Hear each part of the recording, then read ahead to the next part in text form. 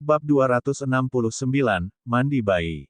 Jordan tidak memiliki pemikiran yang sama dengan Elle, tetapi dia penasaran mengapa Elle memiliki pemikiran seperti itu. Jordan bertanya, menurutmu mengapa pria itu akan datang ke sini lagi?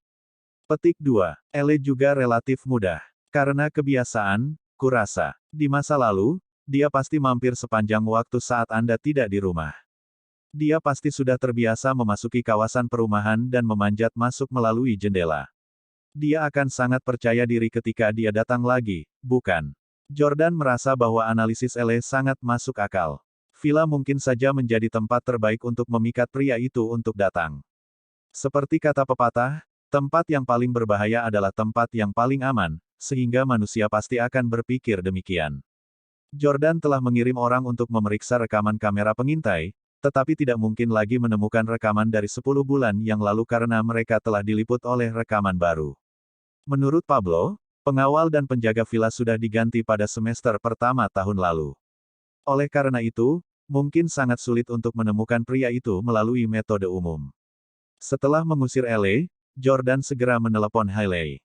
Jordan bertanya, "Halo, Hailey, di mana kamu?" Hailey berkata, "Saya di New York City. Caiden dan aku baru saja menandatangani surat cerai. Bajingan itu benar-benar pelit. Dia awalnya setuju untuk memberi saya 50 juta dolar, tetapi dia kembali pada kata-katanya. Aku sudah menikah dengannya selama 10 bulan, dan dia bahkan tidak memberiku 1 sen pun." Petik 2. Jordan sebenarnya cukup senang mendengar nada marah Hailey. "Inilah konsekuensi yang pantas kamu terima, Hailey Camden. Pergilah menikah dengan seorang pria tinggi, tampan dan kaya seperti yang Anda inginkan. Pergi menikah dengan Caiden Hussein. Pergi menipu saya dan mengkhianati saya. Apa yang akhirnya kamu dapatkan hari ini? Anda pantas mendapatkannya." Petik 1. Hailey berkata dengan terisak, "Seandainya aku tahu lebih awal, aku tidak akan menceraikanmu saat itu.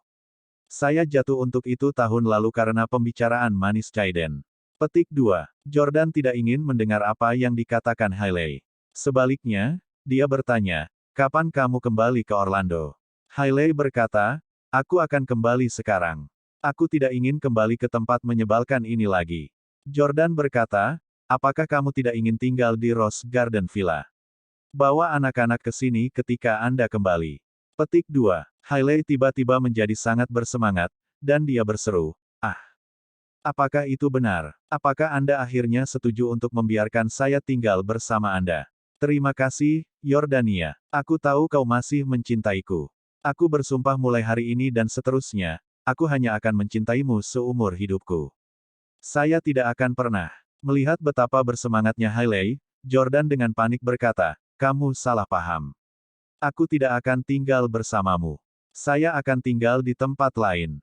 Kamu bisa tinggal di sini sendirian."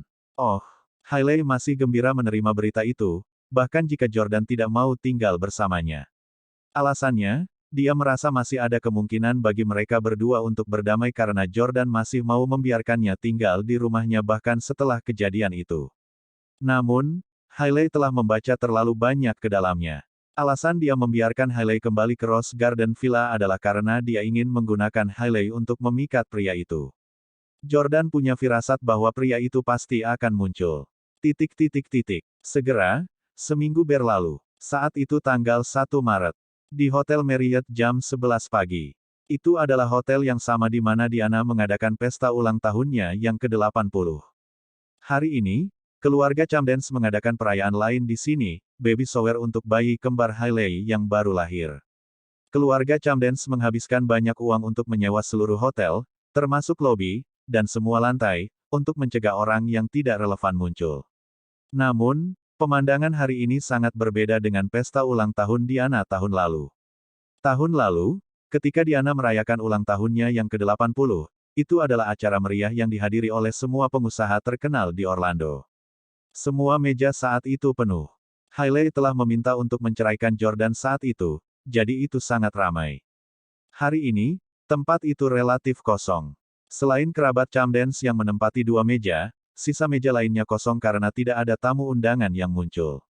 Diana hanya bisa menghela nafas, "Aduh, kapan kita pernah memiliki begitu sedikit tamu di pesta perayaan kita?" Jika lelaki tua itu melihat ini, dia pasti tidak akan bisa beristirahat dengan tenang. Petik 2. Hailey, bagaimana kamu bisa memenuhi upaya kakekmu? Sambil menggendong bayi Jordan dan memperhatikan Leah yang berada di kereta dorong, Hailey membalas ketika dia mendengar keluhan Diana. Nenek, bisakah kamu berhenti mengeluh tentang aku? Ketika saya menikahi Chaiden sebelumnya dan membantu meningkatkan kekayaan bersih keluarga kami menjadi hampir 4 miliar, bukankah Anda selalu memuji saya karena menikahi pria yang tepat? Jika kamu ingin mengatakan bahwa aku buta dan memiliki penilaian yang buruk, kamu harus mengatakan hal yang sama untuk semua orang di keluarga kita. Tak satu pun dari kalian yang tahu bagaimana menghargai Jordan. Petik 2. Pada saat ini, Herman berteriak putus asa, bajingan. Bagaimana kamu bisa berbicara dengan nenekmu dengan cara seperti itu? Siapa yang kau sebut buta? Elle dan Drew sudah lama menyadari bahwa Jordan berbeda dan bahkan menjalin hubungan baik dengannya. Kemarin, mereka bertiga bahkan bermain game bersama. Petik 2. Elle berkata, iya, saya memainkan peran tambahan, dan saya terikat pada avatar permainan Jordan. Kami bahkan memenangkan beberapa pertandingan. Hailey hanya bisa mencibir. Betulkah? Hubungan kalian sangat baik, tapi maaf, aku melahirkan putra Jordan. Mendengar kata-katanya, Elle tidak bisa lagi tertawa. Pada saat ini, sesosok tiba-tiba berjalan mendekat. Seorang tamu telah tiba. Diana menjadi bersemangat. Saat ini, Camdens berada di ambang kebangkrutan. Semua proyek di bawah mereka ditangguhkan, dan mereka bahkan tidak punya cukup uang untuk gaji karyawan. Bisa dibilang mereka juga sedang lesu, jadi tidak ada yang mau hadir sama sekali. Orang ini sangat akrab. Orang yang berbicara bukanlah salah satu dari Camdens, tapi Jordan. Pada saat ini, Jordan juga berada di hotel ini, tetapi dia berada di kamar pribadi di lantai atas. Dia sekarang melihat pemandangan di lantai pertama melalui kamera. Salvatore, yang berada di samping, berkata, bukankah itu Ryandun, mantan agen umum pengantaran makanan Uber Eats? Petik 2. Iya, itu Ryandun. Jordan juga ingat Ryandun, dan dia tidak bisa tidak mengingat bagaimana dia membuatnya melepas seragam kerjanya di depan semua orang di sini setahun yang lalu. Setelah itu, dia kehilangan hak menjadi agen umum karena telah menyinggung Jordan. Sekarang setelah mereka bertemu lagi, sepertinya Ryan telah kehilangan kejayaannya dan sekarang seperti hooligan. Hei, apakah itu Anda, Tuan Dun? Herman langsung mengenali Ryandun. Sedikit mabuk, Ryan berkata sambil tersenyum, haha, sudah lama. Tuan Camden, tempat itu sangat kosong, dan Camdens agak senang Ryan muncul hari ini. Mereka segera memintanya untuk duduk. Dun, cepat duduk. Anda mau minum apa? Benedictus menyapa. Ryan berseru dengan ekspresi jijik, aku di sini bukan untuk menghadiri pesta perayaanmu, tetapi untuk melihat bagaimana kamu membuat lelucon tentang dirimu sendiri. Petik 2. Jika bukan karena membantu kalian tahun lalu, aku tidak akan menyinggung Tuan Stelle dan berakhir dalam situasi ini hari ini. Kalian pantas mendapatkannya. Petik 2. Pada saat ini, Hailey tiba-tiba meletakkan bayinya, bangkit dari tempat duduknya, dan berjalan menuju Ryandun yang mabuk. Dia kemudian memberinya tamparan keras.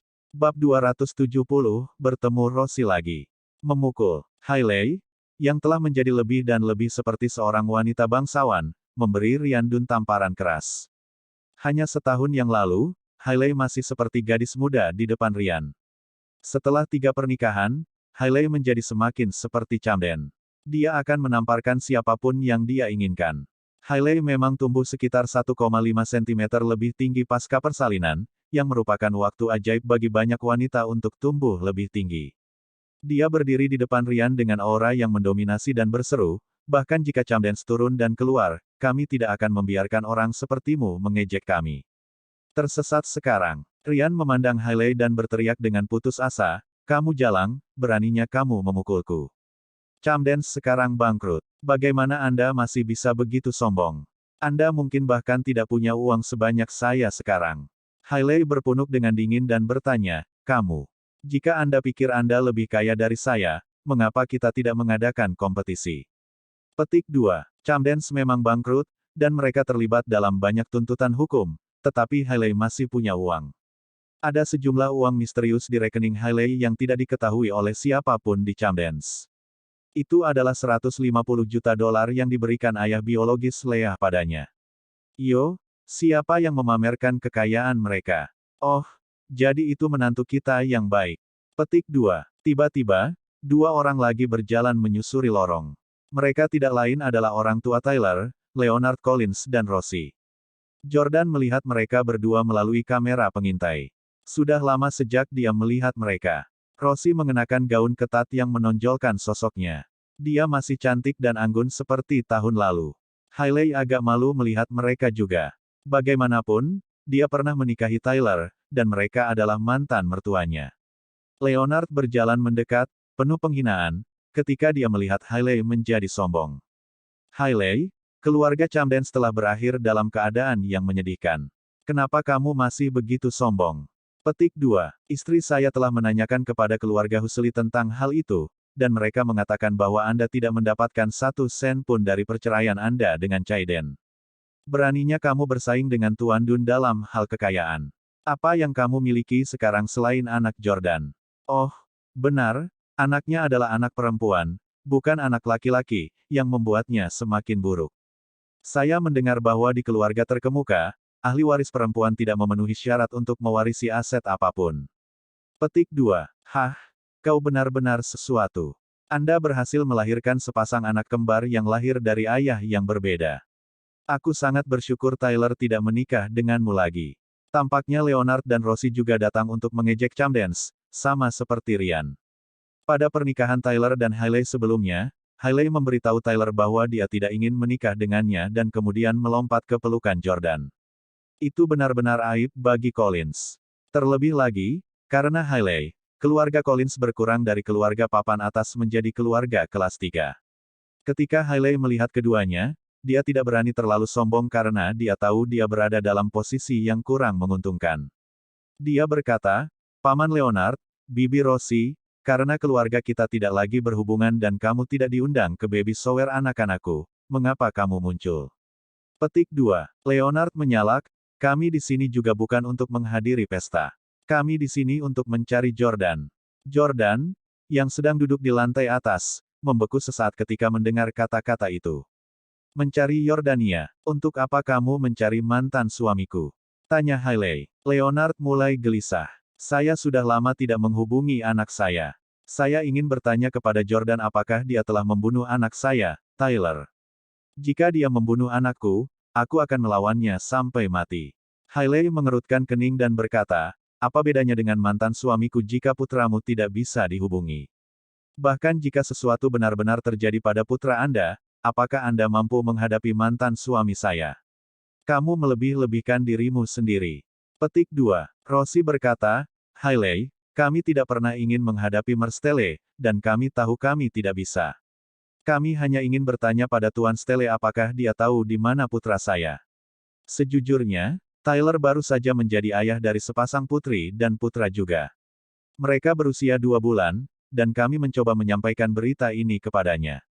Jordan sedikit terkejut mendengar bahwa Tyler telah menjadi seorang ayah. Di dalam ruangan, Salvatore agak bingung. Itu tidak benar. Bukankah Tyler Collins sudah dikebiri oleh kita? Pablo berkata, tidakkah Anda mendengar ibu Tyler mengatakan bahwa anak-anaknya lahir 2 bulan lebih awal dari putra Tuan Jordan? Anak-anaknya pasti sudah dikandung sebelum itu. Salvatore terkekeh dan berkata, kalau begitu, Tyler Collins cukup beruntung. Setidaknya, dia memiliki 2 anak, tidak seperti Caiden Husely. Haha, dia tidak akan pernah punya anak lagi seumur hidup ini. Jordan memandang Rosie melalui kamera pengintai dan mau tak mau mengingat saat dia bernyanyi untuknya sepanjang malam. Sejak saat itu, Jordan tahu bahwa wanita ini pemberani dan banyak akal dan dia jelas bukan wanita sederhana. Dia menganggap bahwa anak-anak Tyler mungkin juga merupakan hasil dari pengaturan Rosie. Jordan berkata kepada Pablo, Pablo, kamu bilang kamu menangkap Tyler di Thailand. Apa yang dia lakukan di sana? Pablo berkata, dia tampaknya telah bersiap untuk menjalani operasi penggantian kelamin, dan dia telah memutuskan untuk menghabiskan sisa hidupnya di sana. Petik 2. Haha, benarkah? Salvatore tertawa. Jordan berkata, telepon Tyler lagi dan katakan padanya bahwa dia adalah ayah dari 2 anak. Ya, meskipun Jordan telah menghukum Tyler, dia masih bersimpati kepada orang tua Tyler ketika dia melihat mereka hari ini. Karena itu, dia ingin membantu mereka. Di dalam aula, Hailey berkata, Jordan tidak ada di Orlando. Kalau tidak, apakah menurutmu perjamuan akan begitu sunyi hari ini? Petik 2. Memang, Jordan kini menjadi pengusaha paling terkenal di dunia bisnis. Jika dia mengadakan baby shower untuk anak-anaknya, jutaan orang pasti akan berebut kesempatan untuk menghadirinya. Rosie mengeluarkan 2 bungkus merah dan berkata, kalau begitu, bisakah kita makan di sini sebelum kita pergi? Ini sedikit penghargaan dari kami untuk putra dan putri Anda. Petik 2. Dia tidak menyangka Rosie telah menyiapkan hadiah uang untuk anak-anak Hailey. Hailey mengambilnya dan berkata, tolong buat dirimu nyaman. Terima kasih. Rosie mau tidak mau berjalan ke arah kedua anak itu lagi dan melirik mereka. Ini anakmu, kan? Saya pikir dia sangat mirip dengan Tuan Stelle, terutama matanya.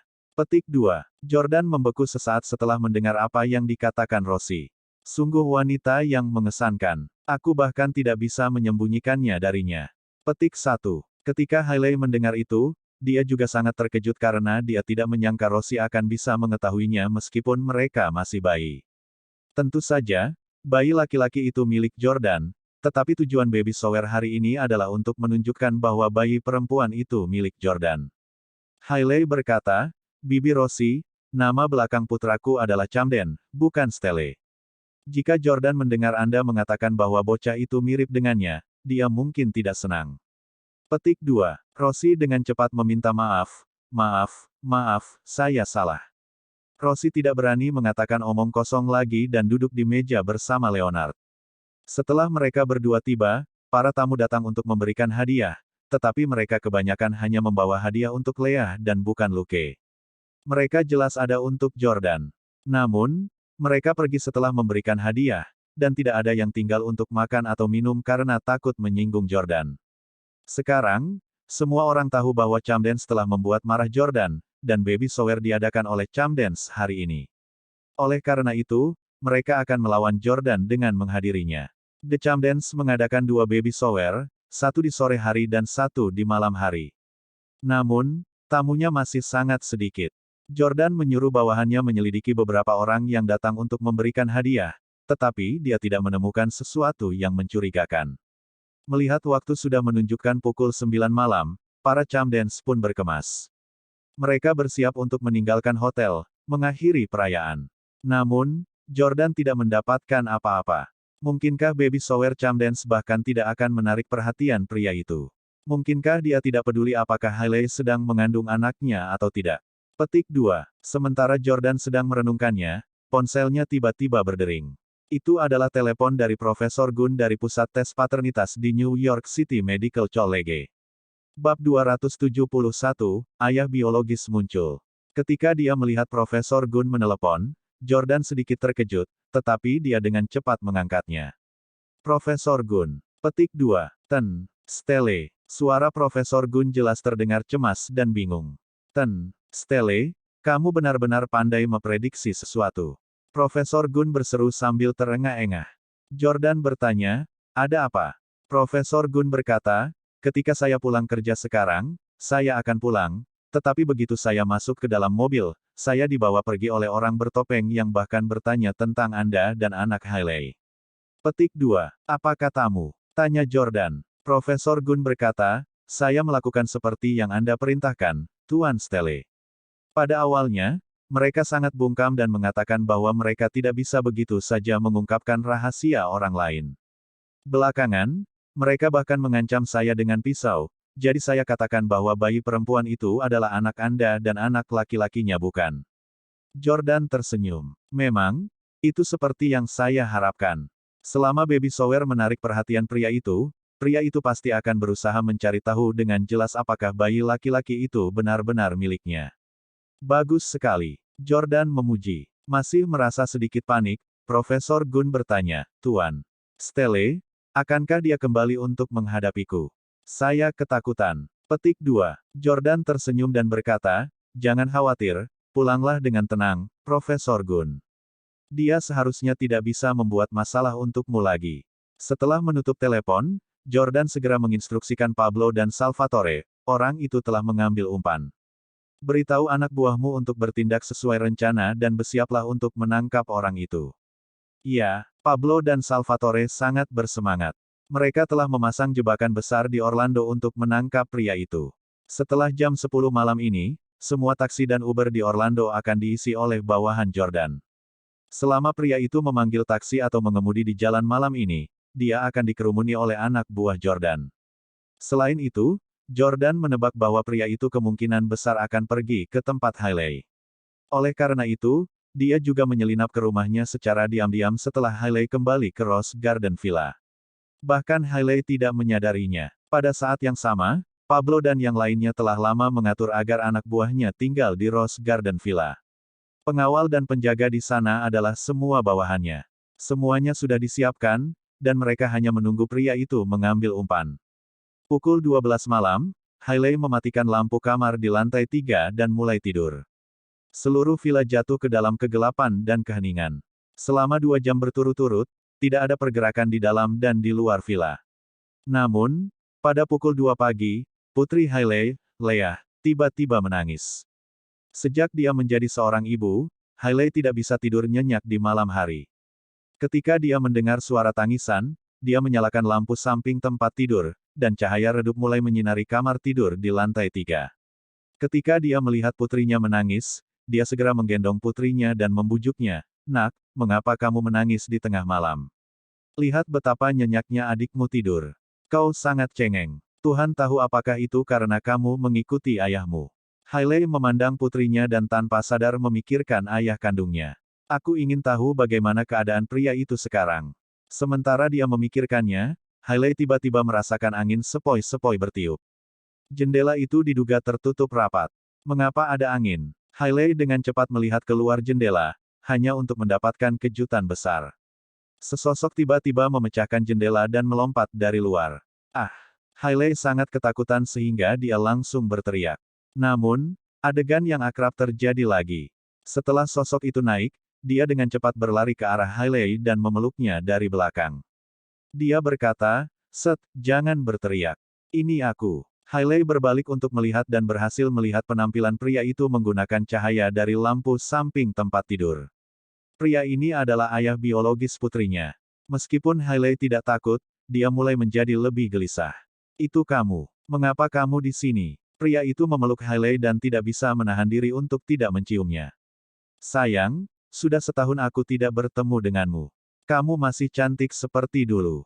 Apakah kamu merindukan saya?" Hailey berpunuk dingin dan mencoba melepaskan diri dari pelukannya tetapi tidak berhasil karena dia kuat. "Huff, percayalah bahwa kamu memiliki pipi untuk mengajukan pertanyaan itu. Tahukah kamu betapa buruknya keadaanku sekarang karena mantan suamiku membalas dendam padaku?" Tanda tanya tanda seru. Camdens akan bangkrut sekarang. Pria itu tidak bersimpati pada Hailey dan membelai wajahnya yang lembut sambil berkata, "Bukankah aku sudah memberimu 150 juta dolar? Tidak masalah jika keluarga Anda bangkrut selama Anda sendiri kaya." Hailey berkata, "Apakah Anda ingat apa yang Anda janjikan kepada saya? Anda bilang Anda akan memberi saya 150 juta dolar lagi jika saya melahirkan bayi laki-laki." Petik 2. Pria itu tertawa dan berkata, "Tentu saja saya ingat. Apakah Anda benar-benar melahirkan seorang putra untuk saya?" Hailey menunjuk ke bayi yang sedang tidur dan berkata, "Ini putramu." Petik 2. Pria muda itu tidak bisa berhenti menatap bayi kecil itu, dan senyum bahagia muncul di wajahnya. "Haha, tidak buruk, dia mirip denganku. Orang tuaku pasti akan senang ketika mereka mengetahuinya." Petik 2. Pria muda itu hendak mengulurkan tangan untuk menggendong bayi itu, tetapi Hailey menghentikannya. "Jangan sentuh anakku. Apa yang kamu inginkan?" Pemuda itu berkata, "Karena dia anakku, tentu saja, aku harus membawanya pergi. Saya di sini hari ini untuk membawa anak saya pergi." Begitu dia mendengar bahwa dia dan putra Jordan akan dibawa pergi, dia secara naluriah menghentikannya. "Tidak, dia anakku, bukan anakmu. Aku tidak akan membiarkanmu membawa anakku pergi." Pria muda itu tersenyum percaya diri dan bertanya, "Apakah Anda pikir Anda bisa menghentikan saya?" Petik 2. Hailey tahu bahwa pria ini mahir dalam seni bela diri, sama seperti Jordan. Oleh karena itu, pria biasa bahkan tidak akan bisa mengalahkannya, apalagi wanita lemah seperti dia. Hailey berkata, "Anda dapat membawa putra Anda pergi, tetapi Anda harus memberi saya 150 juta dolar sebelum Anda melakukannya." Hailey sangat membutuhkan uang sekarang karena Camdens berada di ambang kebangkrutan. Jadi dia tidak akan melewatkan kesempatan ini untuk meminta uang. Pemuda itu berkata, saya akan memberi Anda 150 juta dolar, tetapi saya harus membawa putra saya kembali untuk tes paternitas. Setelah terbukti bahwa dia benar-benar anakku, aku pasti akan memberimu uang. Anda tahu latar belakang keluarga saya dengan baik. Hanya 150 juta bukan apa-apa bagiku. Aku tidak akan menarik kembali kata-kataku. Setelah mengatakan itu, pemuda itu bersiap-siap untuk pergi dengan bayi di pelukannya. Hai, Hailey tiba-tiba memanggil pria itu. Matanya berkaca-kaca, dan dia berkata dengan genit, kamu benar-benar tidak berperasaan. Kami belum bertemu selama setahun, dan saya melewati 10 bulan kehamilan untuk melahirkan anak Anda. Namun, Anda membawanya pergi tanpa melihat saya. Petik 2. Melihat Hailey sedang genit, pria itu menurunkan bayinya dan tidak bisa menahan diri untuk mendekat ke Hailey lagi. Dia menutup matanya dan menghirup aroma tubuhnya. Ya, kamu sangat wangi. Ini adalah parfum Chanel nomor 5 yang saya kenal. Pria itu melihat sekeliling lagi dan berkata, perabotan di sini, secara mengejutkan sama seperti ketika saya datang ke sini sebelumnya. Hah? Aku akan mengenang saat-saat bahagia yang kita alami setahun yang lalu. Dengan itu, pria itu menerkam Hailey. Pada saat ini, Jordan menendang pintu kamar tidur. Bab 272, bukan pria sederhana. Jordan telah berbaring dalam penyergapan di villa dan telah menunggu lama. Setelah menendang pintu hingga terbuka, Jordan langsung menyalakan lampu kamar. Itu mendapat pandangan yang jelas dari penampilan pria itu. Tidak seperti yang dikatakan Hailey, dia bukanlah pria yang tampak biasa-biasa saja, tetapi pria yang sangat tampan yang memiliki pesona yang agak feminin. Dia juga memiliki rambut panjang dan bukan potongan rambut pendek. Tentu saja, mungkin saja dia memiliki potongan rambut tahun lalu dan baru saja menumbuhkan rambutnya tahun ini. Jordan menemukan pria itu tampak agak akrab untuk sesaat, tetapi dia benar-benar belum pernah bertemu dengannya sebelumnya. Orang ini juga tidak bisa menjadi musuh Jordan. Yordania. Ketika pria itu melihat Jordan, dia jelas terkejut dan terkejut dengan kemunculan Jordan yang tiba-tiba, sehingga dia segera turun dari tempat tidur. Jordan menatap pria itu dengan tatapan dingin dan berseru dengan kejam, Pang, hari ini adalah hari kematianmu. Pria muda itu kira-kira seusia dengan Jordan, dan Jordan dapat melihat sekilas bahwa dia adalah pewaris generasi kedua yang kaya juga. Karena dia telah memprovokasi Jordan, tidak ada alasan bagi Jordan untuk melepaskannya. Namun, pemuda itu tidak khawatir, dan dia berseru sambil tersenyum, haha, saya tidak tertarik lagi dengan Hailey Camden, selamat tinggal. Petik 2. Setelah mengatakan itu, pemuda itu mencoba mengulurkan tangan untuk menggendong putra Jordan dan Hailey. Kamu harus memiliki keinginan kematian. Jordan dengan cepat melepas arloji di pergelangan tangan kirinya dan melesat ke arah pria itu dengan teriakan. Jika pria ini langsung melompat ke jendela dan pergi pada detik pertama melihat Jordan, dia masih memiliki kesempatan untuk melarikan diri karena dia bisa dengan cepat naik ke lantai 3. Namun, pria ini begitu sombong sehingga dia ingin membawa bayi itu pergi tepat di depan Jordan.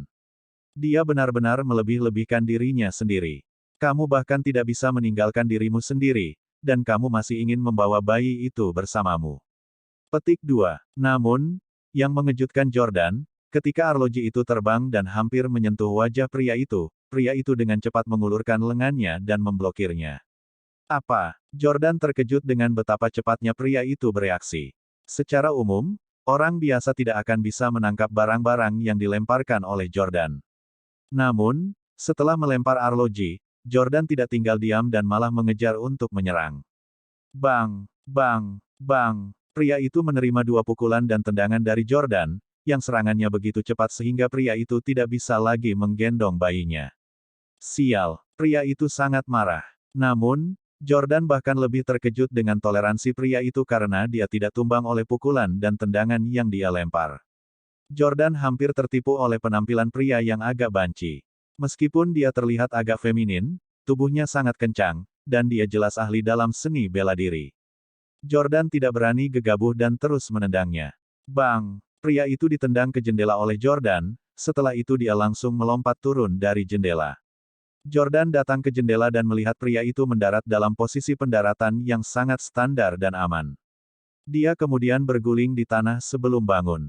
Tindakannya tampak mulus dan lancar. Dia terampil dan tidak terluka sama sekali. Pria itu berada di lantai 1, menatap Jordan di lantai 3. Dia tertawa dan berseru, "Jordan, kamu cukup terampil, kan?